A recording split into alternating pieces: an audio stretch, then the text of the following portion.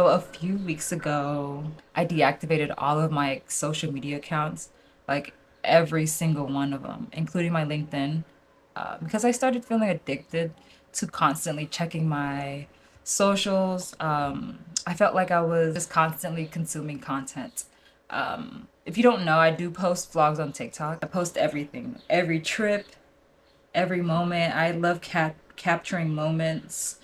I love the whole process of editing. But I started feeling like I wasn't actually living my life anymore.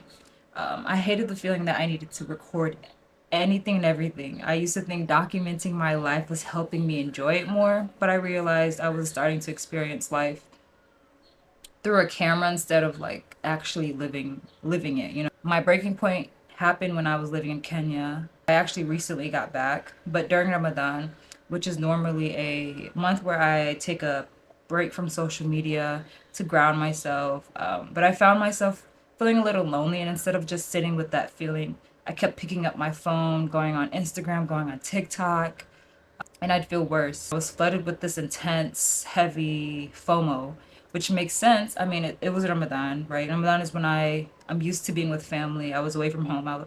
I got sad and I was homesick. I just hated that feeling. I wasn't enjoying moments fully because part of my brain was always thinking, should I record this? Should I post this? Would this make a good vlog? 1 month of the year where I usually go completely offline and disconnect for the most part, I was getting FOMO. But I realized I was just watching too much of other people's lives. So I decided to completely step away for a while. I'm calling it my hibernation. I'm hibernating right now. I don't know if it's because I'm getting older or what, but I've started to appreciate a private life so much more. There's so much power in like nobody knowing what I'm doing or nobody knowing what you're doing, and honestly, and not knowing what everyone else is doing either. One thing I started noticing is that when you post your life online a lot, people feel like they know everything I have going on. I guess I started feeling uncomfortable with how everybody knew what I was doing. I love vlogging, I genuinely do. I love storytelling. I think social media can make you fall in love with lifestyles that don't even align with you. Not because you truly want them, I keep using my hands, but because they look good online, right?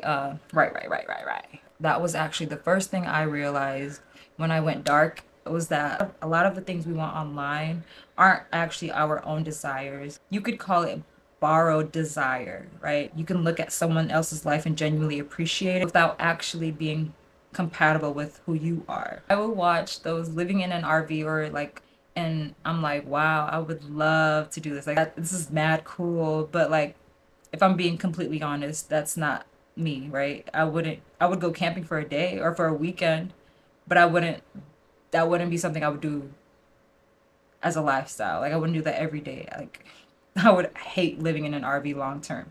Or it's like seeing those gorgeous dresses on like Instagram, the Fashion Nova girls, right? You see a dress, you like it. You see it on a specific creator, or you think, oh wow, that's who I want to be. Then you buy it, you put it on, and because of your actual body type or maybe just your personality, it doesn't match or it doesn't hit the same, right? Sometimes we don't actually want the thing itself. We want the identity that we imagine comes with that, right? A lot of people stop saying rice. Sometimes we don't actually want the thing itself. We want the identity we imagine comes with it. A lot of people are completely in love with like certain aesthetics, but not aligned with it or not with the alignment of it, right? That's when I understood there's a difference between alignment and admiration. I think that's what a lot of FOMO is, right? You're not missing out on the thing, but you're mourning a version of yourself or the idea that you had that was really never really you to begin with, if that makes sense. I think learning that has helped me stop comparing myself so much or comparing my life as much. When I deactivated everything, the first thing that cleared up was the noise, right? I stopped seeking out external validation.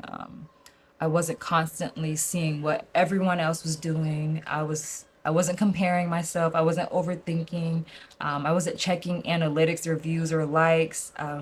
And I realize I actually like when people don't know what I'm doing. Like, genuinely, I love the peace. It's peaceful. I don't feel the need to record everything anymore. Like, I'll take pictures here and there. Focusing more, even getting closer to my family, which sounds random. But I think when you're not consuming everyone else's life, you start noticing the one right in front of you, right? Right. I noticed I don't jinx things anymore. I actually accomplished the goals I set for myself because I'm not announcing them to the world. I've jinxed myself a lot in the past. And I don't know if that's energy or just accountability, but when I stopped announcing things, I started actually finishing them. I also realized that most of the things that I see other people doing online, I've done them already. And if there's like an experience or a materialistic item that I genuinely want, I know I have the power to make it happen. But I will say being private isn't automatically healthy. I'm not going to sit here and act like going off the grid instantly makes you a perfect, enlightened person. Privacy isn't like a magic cure all. People choose a private life because they are genuinely secure, grounded, and at peace. They don't need the noise anymore.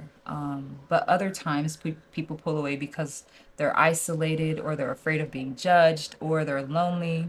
And if you're in that second place, no deactivating accounts is going to fix that, unfortunately. You might have to go to therapy or, you would just have to audit why you want to disappear, right? For me, it wasn't about running away. And maybe it was too. I don't know. I would have to go to therapy as well for that.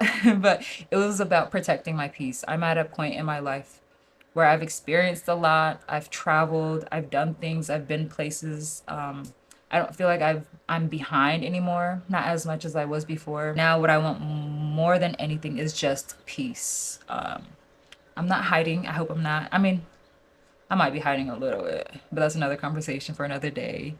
But I just want quiet and peace. Oh yeah, peace, no stress. But a few key, a few key takeaways. I wrote them down. One, most FOMO is borrowed desire. You're not missing out on anything. You're in love with the identity you think comes with it. But I want you to ask yourself if you actually want it or if you just want to be the person who has it. Does that make sense?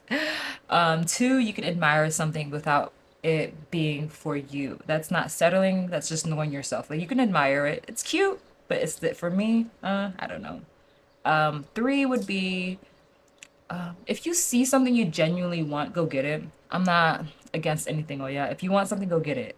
You have the power to make your reality, but make sure it's yours, not someone else's.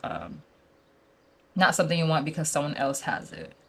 And then lastly, quiet is not the same as empty. Sometimes removing the noise is how you hear yourself. Yeah, and I'm not saying I'm never going back to social media. I want to go back into that as well. I love vlogging. That's my thing. But I'm definitely going to be more intentional, selective about what I put out. Not everything needs to be shared. I'm learning that now. I think my prefrontal cortex is developed. I'm just in a phase of life where I want peace. Social media is not evil, you guys. Oh yeah, wait. It can be, but it's not evil if you use it well. I'm not one of those people that's like delete everything, disappear forever, go live in the forest. I mean, if you want to do it, do it. I support that as well. But if you really take anything away from this video, let it be this. Give yourself the mental space to ask, do I actually want this lifestyle or have I just been conditioned to think I do? Live a life that feels good on the inside, not one that just looks good from the outside. Privacy creates a space for you to actually hear yourself think, and that's something I'm learning as I'm in this journey right now. Yeah, that's it. I'm gonna go work out now, but let me know if you have ever felt this way too, or if you've taken a break from social media and noticed a difference in your mindset. Let me know what that is. Comment it down there. Ew, that sounds so disgusting. Let me know. But yeah, take care of yourselves. I'll talk to you later. My career about to blast like bubbly. I'm not waiting for her to say she love me. I can tell she fuck with me, man, trust me. I got a 10-year-old me still like fuzzy. 325 on the dashboard. Riding the Porsche, rockin' Tom Ford. I bought out Bernie's and Christian Dior. I took the jet to the New York store. She lit while I'm driving, I'm standing in the floor. I took it off track, now I'm riding this sport. You stay and you feeling, you never my boy. I can't come to the hood, I pull a decoy. Another body dropping, they screaming my name. I'm going to LA on a private plane. Could never come back and my family straight. I'm touchable, no, too much to pay. Skeleton cardiac, no damage made. Pull up with me like a fucking parade. Oh, jealous ass niggas trying to fuck up my pay. Next up, Rora's calling it rain. I put baguettes in my wrist and my neck and my ears and my movement changed. This drip out the trenches, I know you gon' dig it. I go through people for complain. I cut up my wrist, don't give a echo till I keep calling, they won't see the face. I took her to China and checked up a comment and now she ain't talking the same. Five nights up, still popping in range. In the SP, I still live the good range. I want her, she wanted the same. In the both same time, both better they came. Give me a vibe, I can't keep it contained. No, I keep me some dolls, always keep me in training. Tat a logo on the back of my brain. Don't ask me what the